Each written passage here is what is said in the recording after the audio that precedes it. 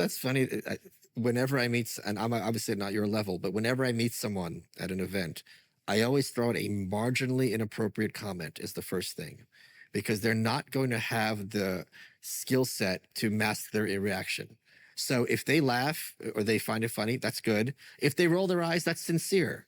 But if they kind of give me attitude, I'm like, okay, this is going to be someone I'm going to have difficulty engaging with, because if they can't handle me at a 1, they're not going to be able to handle me at a 10. Yeah, yeah. Well, people, I think that's not an atypical game for people who are sort of comedically oriented and playful. It's like when little kids come to a playground, they start interacting with each other in a immature way. Like if they're 4, they'll sort of start off at 2-year-old level, and then they ratchet up and see if the other child can play the same game. Now, 4-year-olds can play with 2-year-olds, but for a play partner, they want someone who's going to push them. Sure. So they do this. They ratchet up to see if they're at the same level with regards to the game.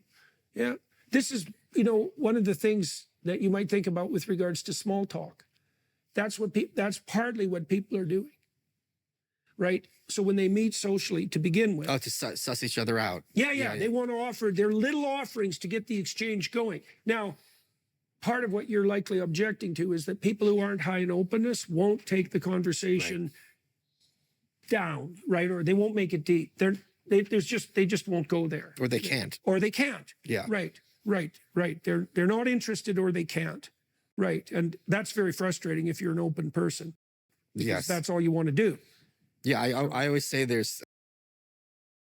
I use this example all the time. There's 2 kinds of people. Maybe it's more than 2, but whatever. If you're at a party and you meet someone who's like a guinea pig breeder, there's either, well, that's weird, okay, psycho, or sit down and tell me everything. Right. And my people I like, and me, I'm definitely number 2. Whatever it is, if you have a passion or some technical knowledge and this means a lot to you, tell me. That's why I love being a clinical psychologist. Oh, yeah. If you get people actually telling you what they're like, they're unbearably interesting. Yeah. Yeah, this is true even for simple people, because there are no simple people. The ones who are less intellectual are less articulate, and it's harder to get their stories out of them. But well, it's the 115s who are the problem, aren't they? Meaning? The marginally intelligent, who think that they're brilliant and fascinating. Well, then their ideas tend to be dull, but that doesn't mean they are. Okay. Right? You got to get them off their there's nothing worse than a dull ideologue. Right. It's like I've heard it all before, but if you get people talking about what they know, and they're often very hesitant to do that because they don't want to, no one's ever listened to them. Sure. And they're afraid, like the guinea pig breeder, that they'll just be laughed at if they let people know what they're really like. But people are unbelievably interesting if you can get them talking. All right.